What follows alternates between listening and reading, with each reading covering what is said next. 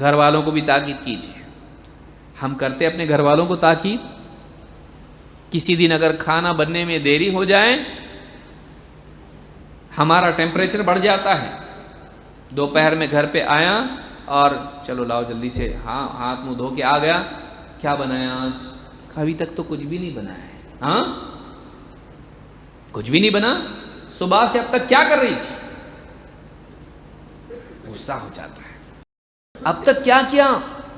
دیری کیسے ہوئی؟ لیکن کبھی یہ نہیں پوچھتا ہے نماز پڑھی نہیں, دیری کیسی؟ اب نماز کے بارے میں کبھی نہیں بولے گا.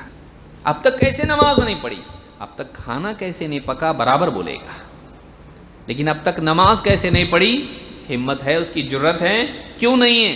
کیونکہ وہ دوسرا سوال پوچھے گی, آپ نے پڑھی کیا؟ آپ نے پڑھی؟ ہاں پڑھی. ظہر پڑھی نا, فجر کہاں پڑھی؟